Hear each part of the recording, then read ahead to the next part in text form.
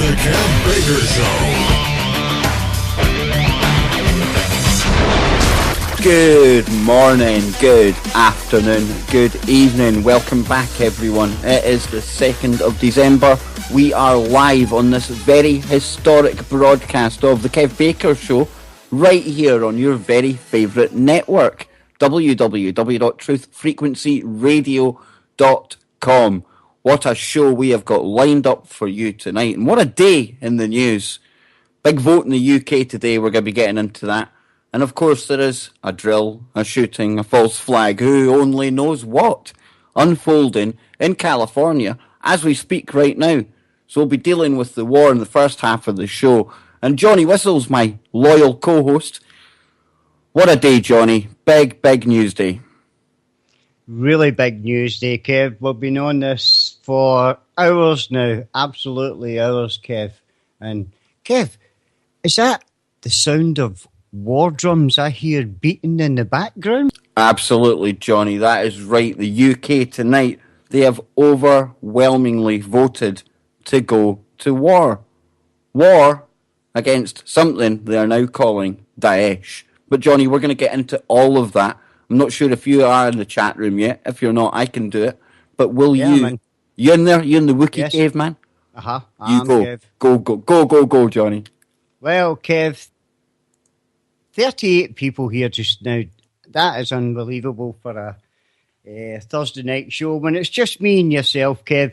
And it starts with, and the usual, we've got Lucky, Penelope, Adam, we've got Bubba, we've got Angie Marie, we've got Bill, we've got Bomber Kaz, we've got Brendan, Chris A, we've got Christopher, Daisley, we've got Do One and O, we've got Duncan, we've got Frederico, and we've got Jeff, we've got Gergs, how you doing, brother? Huggy Bear, we've got Iferian, we've got Achalma, Jai Mac, how's you? John Teeter was here some time ago.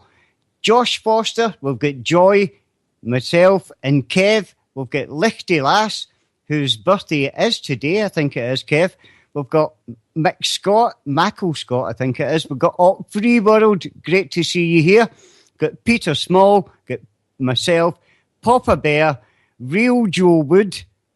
Was there no Real Joe Wood? But anyway, we've got, in the last but not least, Kev, Star the Oracle, Scottish John, Ramirez, Sam, Steve, TFR Wookie, Time Lord, and I think the very last one we've got here is Wiggle Get It, or something like that.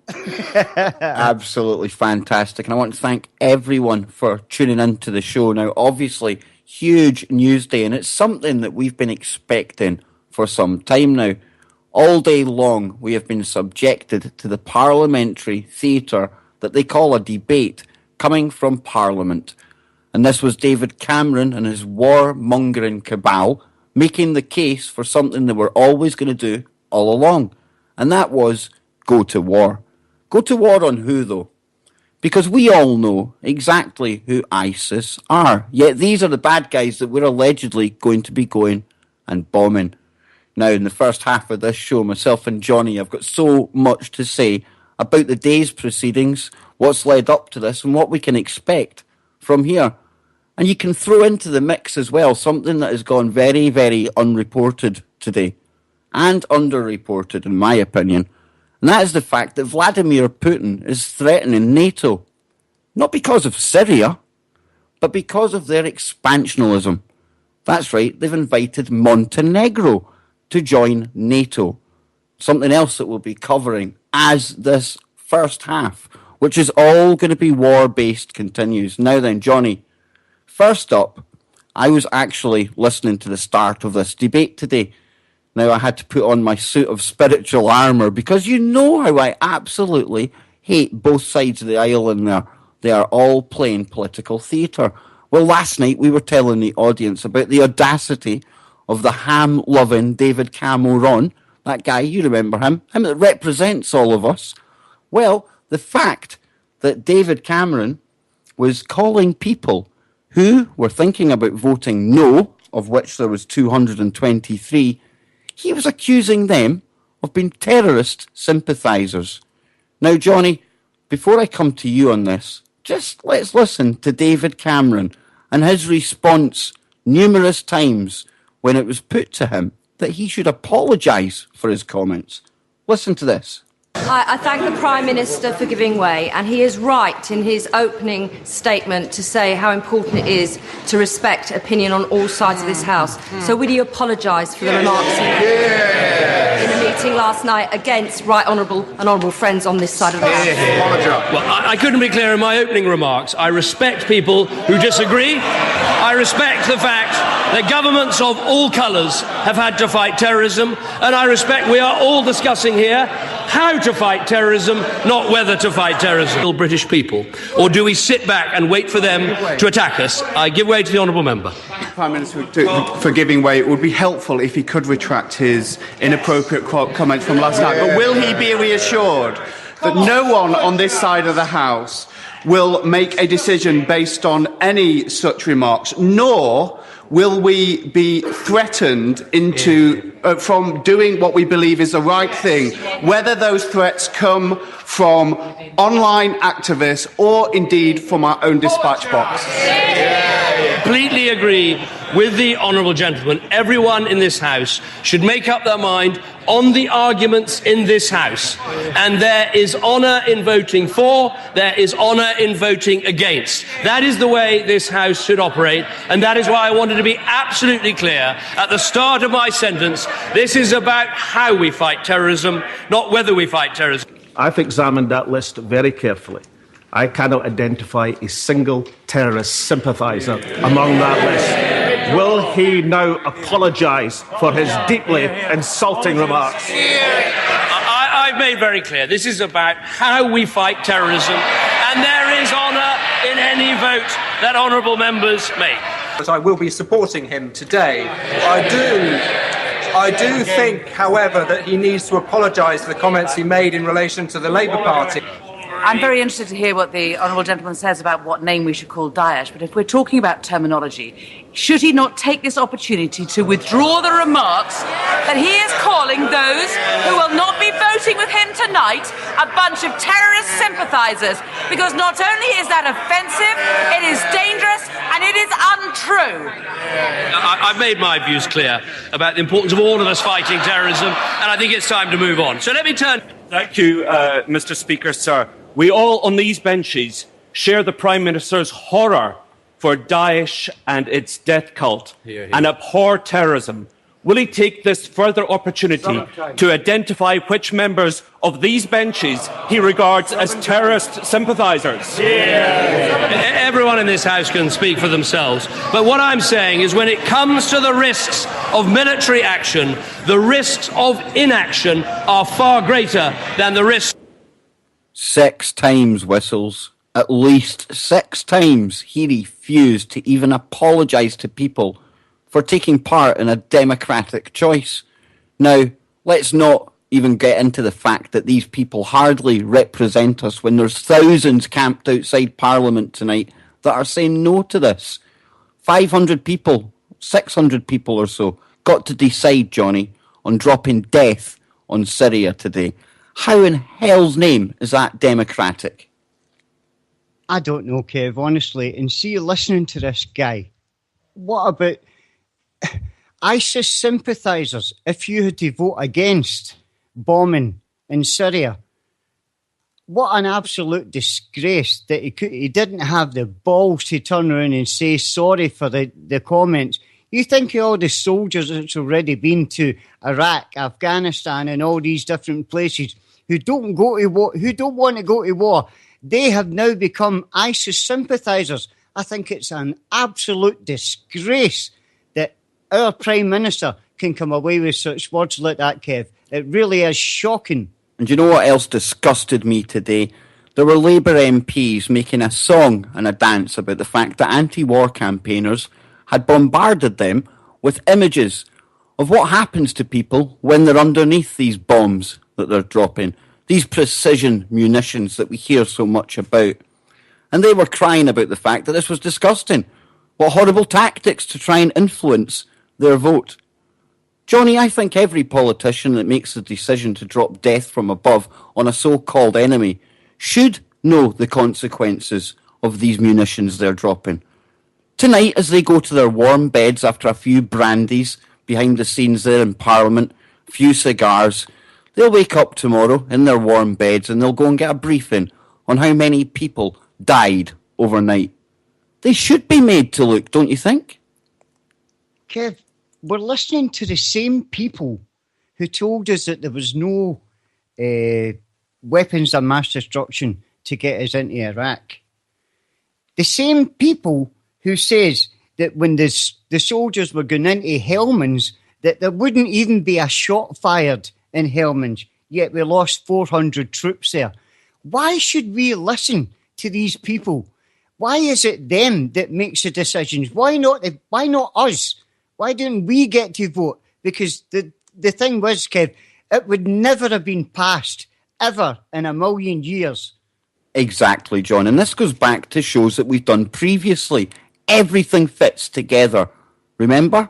Paris, reaction, solution. We had the Paris event. People reacted.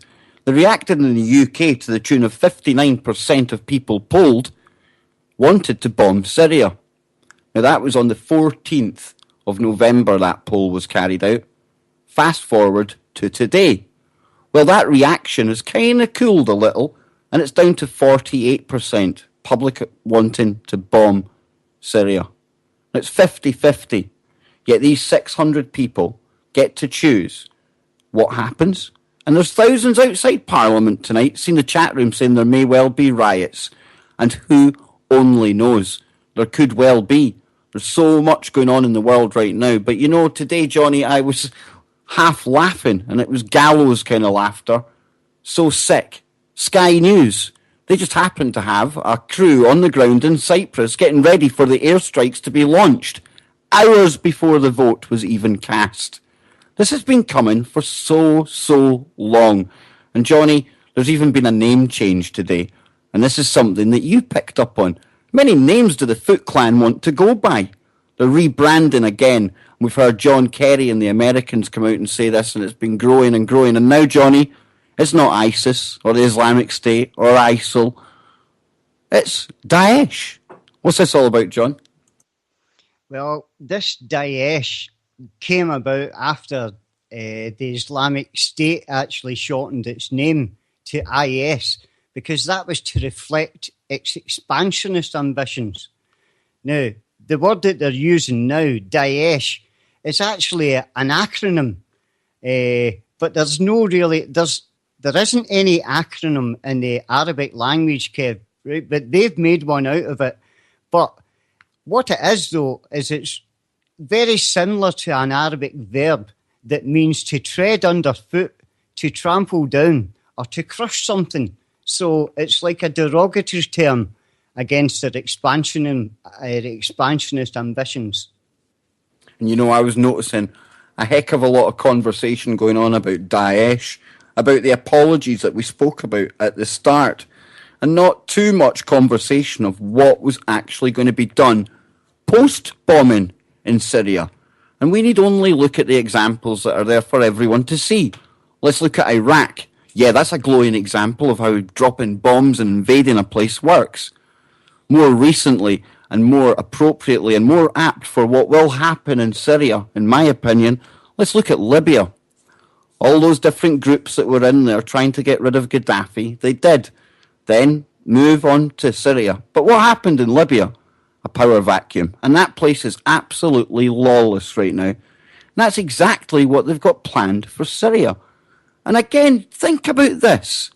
All these votes to whether to bomb, whether to not bomb, and the only country that is legally in that place right now is Russia. Russia, who recently had a fighter jet shot down by the Turks, who are so backing and supporting ISIS, Daesh, whatever you want to call them. It's plain for all to see. Now, Russia, they've just rolled in ground-to-air missile defences called S-400s. They've got air-to-air missiles on their fighter jets that are escorting the ones that are carrying out the bombing of the Islamists below. We're sending bombers over there. The Americans have got bombers over there. The French are over there. The Chinese are going over there.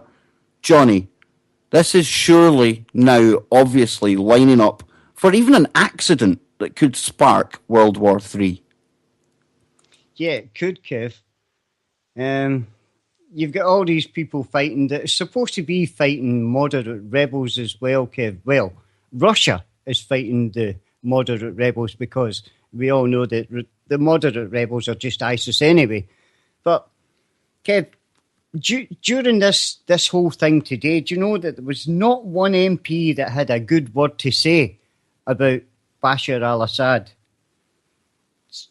But everything is still, actually, it's still on the high in the agenda, obviously, in the British terms and the Americans' terms, to oust Assad before anything happens.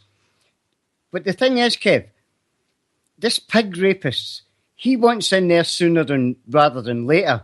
But all the while, in Vienna, the peace talks had started today. But there was no mention of that.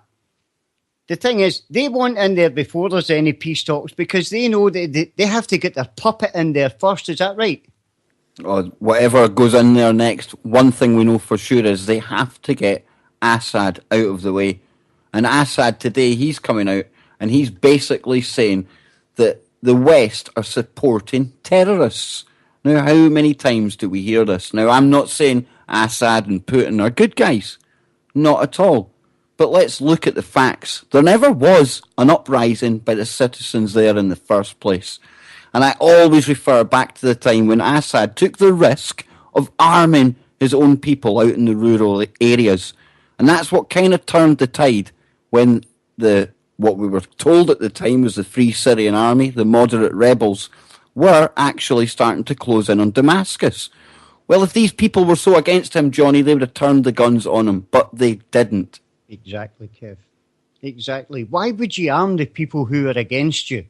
You know what I mean? Oh, I've heard about Bashar al-Assad is putting people in jail, old women. You didn't hear the stories today, Kev. It was absolute Assad hating, the whole thing. They were talking about putting old people in prison for saying something against the Assad regime. What a lot of nonsense. This old woman's meant to be 89 or something. Absolute garbage, Kev. It's just the rhetoric coming out of the UK Parliament just now. It's absolutely sickening listening to it, mate. And it's not just the Parliament, because they're lackeys in the mainstream media. They are at it as well. Just check the language in this. Accusing Britain and the West of, quote, supporting terrorists, the hated Syrian dictator. Nothing like trying to bias the reader's opinion on the guy, is there now? Absolutely unbelievable. How many times do Russia have to point out the routes that the oil is taking into Turkey? Now, we need to watch Turkey, guys, because they have got a very, very sizable military. Now, I can't figure out if they're being used as a tool by NATO on the whole, or possibly just by a cabal in the US government. We have to remember that fighter jet that was shot down, the information on where it would be was passed to Ankara and Erdogan by who? Someone within the US hierarchy. So, we have to watch them. And while all this is going on, Johnny, remember back when Ukraine kicked off and there was big drills on the border, either side, Russia and NATO. And what was it Vladimir Putin said at the time? No more expansionism. And Montenegro now set to join NATO. And this is something that Vladimir Putin has responded very, very angrily to. And with a shooting going on in America and a vote to go and bomb the Foot Clan that probably isn't even on the ground in Syria anymore, nobody is taking a look at what's happening with NATO and Russia in that neck of the woods. Johnny? Oh, sorry, Kev. I thought you were going to play a clip there. I thought you were lining a clip up. No, really sorry. Yeah, but the thing with Montenegro, Kev, that is going to be a really big problem for Vladimir Putin, especially with NATO. They'll be using Montenegro now, and Poland and all these places, everything seems to be surrounding Russia just now, especially NATO. And as you says, Putin is actually, he is coming out now and saying, I think he's taken enough, Kev, where he's saying anybody that fires a shot at one of my airplanes or one of my soldiers is going to be hunted down, and they don't care if they find you in a toilet in Turkey, you will die in a toilet in Turkey. Wow. And, think about it this way as well. Because what if President Assad turns round to his friend Putin and says, you know what? I'm fed up of these planes threatening our sovereignty. Any plane that enters here, take them out. We can't be that far away from there, guys. We really, really can't. And remember, Assad, whether you love him or hate him, illegally invited Russia in there. They're the only ones that should be in there. And you judge a tree by its fruits. What was it, Johnny? 1,000 oil tankers destroyed in a week compared to maybe 100 in 15 months? I think that pretty much says it all, big man. Well, that was the reason for taking down the plane, I think, Kev, wasn't it? Absolutely. And you know what, guys? It's not just us that's getting the picture here. And I was really surprised to read this in the Washington Post today. Now, get the headline here. Iraqis think the US is in cahoots with the Islamic State, and it is hurting the war. And that isn't coming from the Kev Baker Show website. Seriously coming from the Washington Post. And it says here, on the front lines of the battle against the Islamic State, suspicion of the United States runs deep. Iraqi fighters say they have all seen the videos purportedly showing US helicopters airdropping weapons to the militants. And many claim they even have friends and relatives who have witnessed similar instances of collusion. Ordinary people also have seen the videos, heard the stories, and reached the same conclusion. One that might seem absurd to many Americans, but is widely believed among Iraqis. And that is the United States is supporting the Islamic State for a variety of reasons that have to do with asserting US control over Iraq, the wider Middle East, and perhaps its oil. And it goes on to say, it is in no doubt, said Mustafa Sadi, who says his friend saw US helicopters delivering bottled water to the Islamic State positions. He happens to be a commander in one of the Shiite militias that last month helped push the militants out of an oil refinery near Baji in northern Iraq. The Islamic State is, quote, almost finished, he said. They are weak, but if only the America would stop supporting them, we could defeat them in days. And Johnny, how many times do we have to point out the fact that ISIS are in no small part our creation? The death cult were put in there by us. And David Cameron keeps on saying that there's 70,000 moderates that he can call on. Well, I put it to you, Johnny, that a lot of that 70,000 last week were going by the name of ISIS. Today they were called Daesh. But next week, next month, again, they'll be the moderate guys that we're arming and funding, the same way we have been all along. How long can this go on? Well, Kev, when you think about it, these 70,000 moderate rebels that's supposed to be on the ground just now are actually made up of over 60 different jihadi groups. Now, is this what's supposed to be taken over when Syria or when Assad is actually removed? How do you make a government from something like that, Kev? Because that is just a nightmare. It's exactly what we were saying with Libya. It's going to be an absolute nightmare. And we've seen all of the wee kind of redrawings of the lines, these man-made borders that are in there. They want to set up an area for Kurds. They want one for the Sunnis and one for the Shias. What will happen, John, is all those states will happily fight each other forevermore. And Assad, don't forget, Assad has to be toppled because the main game is Iran. Don't ever forget that. And what worries me is the fact that one country we're not talking about in any of this is Israel. But you know, we have to say it one more time, guys. Baker Show. Welcome back, everyone, to the second half of tonight's live broadcast right here on the Kev Baker Show on your favourite network, truthfrequencyradio.com, where we all offer you the best of protection from deception. Now, if you want to support any of your favourite shows, go to the archive page, hit the sign up button, and help us remain listener supported. We appreciate all your help. Now then, we were about to switch gears, go to California. But you know, as Johnny pointed out during the break, the ink is not even dry on the bill to go and kill people in Syria. But Johnny, what are they doing already, my good friend? Well, Kev, they're already bombing in Syria. Oh, already. come on, get out of here. Yeah, incredible, Kev. I mean, you knew that the Sky cameras was already in Greece, but they're actually bombing them right now as we speak, mate. Unbelievable. And like I say, we shouldn't be surprised. This has been coming for some time with the UN resolution. That kind of paved the way for Cameron's second vote. Remember, he was voted down the first time, but you throw in the Paris reaction solution and just look how there was a change in opinion. And now, only minutes after we tell you the vote was passed, dropping death from above. But it's okay, because our bombs only cause minimal collateral damage.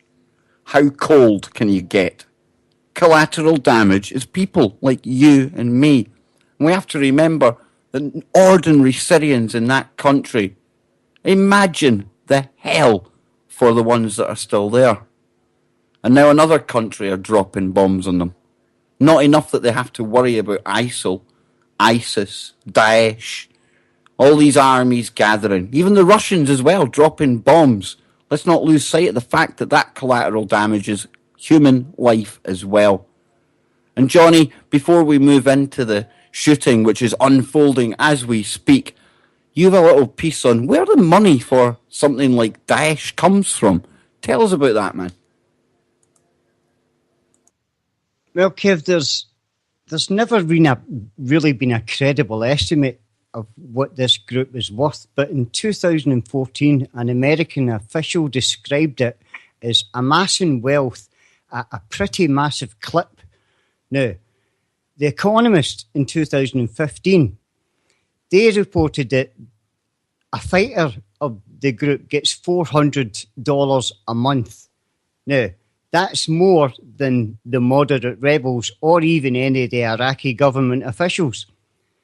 Now, they say that they have assets in excess of, wait this, Kev, assets in excess of $2 trillion with a current annual income amounting to $2.9 billion. Now, a lot of that's done in oil as well, Kev, and to finance their terrorist operations. But there's a lot of people and a lot of NGOs that are based in usually the Gulf nations, like Saudi America, Kuwait, Qatar. There's money, there's loads of money that's coming from those people as well. And the US and UK, not to mention them as well, Kev. Exactly. And you know, Johnny, tonight is going to be the first time I can sleep soundly in my bed for at least, 4 years. Because, you know, David Cameron and these bombs are keeping us safe, right? That's why they're going there, to keep us safe. I ask anyone in the UK tonight, do you really feel safer knowing that we're bombing another country? Doesn't it stand to reason that any of these collateral damage that we talk about all the time are going to want revenge when they lose family members? And what does that do? That creates endless war, endless chaos. And we know, Johnny, that this cabal that we call the New World Order, they're brilliant chaos managers. Yeah, they are. Kev, I would like people to actually think of where they are just now, right? It could be anywhere in the world, but where they are and the worst of the worst move into your city and start beheading all your people. They start separating different religions and throwing gay people out of 5-story flats. Imagine that in your own place. Not just that, but bombs that are raining down on top of you as well. That's what it's like to live in Syria just now. And John, imagine stories coming from your neighbours who are out fighting these bad guys, telling you that the people who are posing as our saviours, the West, the coalition, are actually arming the bad guys. Incredible. Wow. Yeah, it's really sickening, Kev. And people, I mean, they're moaning about people that are moving out of Syria to other countries. Do you know what I mean? Kev, I just can't get that. Do you know what I mean? When you see what they're going through, it is absolutely shocking. We should be welcoming these people with open arms. Unbelievable. Now then, Johnny. Well, last night we were telling the audience about the audacity of the ham-loving David Cameron. That guy, you remember him that represents all of us. Well, the fact that David Cameron was calling people who were thinking about voting no, of which there was 223, he was accusing them of being terrorist sympathisers. Now, Johnny, before I come to you on this, just let's listen to David Cameron and his response numerous times when it was put to him that he should apologise for his comments. Listen to this. I thank the Prime Minister for giving way, and he is right in his opening statement to say how important it is to respect opinion on all sides of this House. So would he apologise for the remarks he made in a meeting last night against right honourable and honourable friends on this side of the House? Well, I couldn't be clearer in my opening remarks. I respect people who disagree. I respect the fact that governments of all colours have had to fight terrorism, and I respect we are all discussing here how to fight terrorism. Josh Foster, we've got Joy, myself and Kev. We've got Lichty Lass, whose birthday it is today, I think it is, Kev. We've got Mick Scott, Mackle Scott, I think it is. We've got Op Free World, great to see you here. Got Peter Small, got myself, Papa Bear, Real Joe Wood. Was there no Real Joe Wood? But anyway, we've got, in the last but not least, Kev, Star the Oracle, Scottish John, Ramirez, Sam, Steve, TFR Wookie, Time Lord, and I think the very last one we've got here is Wiggle Get It, or something like that. Absolutely fantastic. And I want to thank everyone for tuning into the show. Now, obviously, huge news day, and it's something that we've been expecting for some time now. All day long, we have been subjected to the parliamentary theatre that they call a debate coming from Parliament. And this was David Cameron and his warmongering cabal making the case for... This is the Kev Baker Show. Good morning, good afternoon, good evening. Welcome back, everyone. It is the 2nd of December. We are live on this very historic broadcast of the Kev Baker Show right here on your very favourite network, www.truthfrequencyradio.com. What a show we have got lined up for you tonight, and what a day in the news. Big vote in the UK today, we're going to be getting into that. And of course there is a drill, a shooting, a false flag, who only knows what, unfolding in California as we speak right now. So we'll be dealing with the war in the first half of the show. And Johnny Whistle's my loyal co-host. What a day, Johnny. Big, big news day. Really big news day, Kev. We've been on this for hours now. Absolutely hours, Kev. And Kev, is that the sound of war drums I hear beating in the background? Absolutely, Johnny. That is right. The UK tonight, they have overwhelmingly voted to go to war. War against something they are now calling Daesh. But Johnny, we're going to get into all of that. I'm not sure if you are in the chat room yet. If you're not, I can do it. But will you? Man. You in there? You in the Wookiee cave, man? Uh-huh. You go. Kev. Go, Johnny. Well, Kev, 38 people here just now. That is unbelievable for a Thursday night show when it's just me and yourself, Kev. And it starts with, and the usual, we've got Lucky, Penelope, Adam, we've got Bubba, we've got Angie Marie, we've got Bill, we've got Bomber Kaz, we've got Brendan, Chris A, we've got Christopher, Daisley, we've got Do One and O, we've got Duncan, we've got Frederico, and we've got Jeff, we've got Gergs, how you doing, brother? Huggy Bear, we've got Itherian, we've got Atalma, J-Mac, how's you? John Teeter was here some time ago. Something that we're always going to do all along, and that was go to war. Go to war on who, though? Because we all know exactly who ISIS are, yet these are the bad guys that we're allegedly going to be going and bombing. Now, in the first half of this show, myself and Johnny have got so much to say about the day's proceedings, what's led up to this, and what we can expect from here. And you can throw into the mix as well something that has gone very, very unreported today, and underreported, in my opinion. And that is the fact that Vladimir Putin is threatening NATO, not because of Syria, but because of their expansionism. That's right, they've invited Montenegro to join NATO. Something else that we'll be covering as this first half, which is all going to be war-based, continues. Now then, Johnny, first up, I was actually listening to the start of this debate today. Now, I had to put on my suit of spiritual armour because you know how I absolutely hate both sides of the aisle in there. They are all playing political theatre.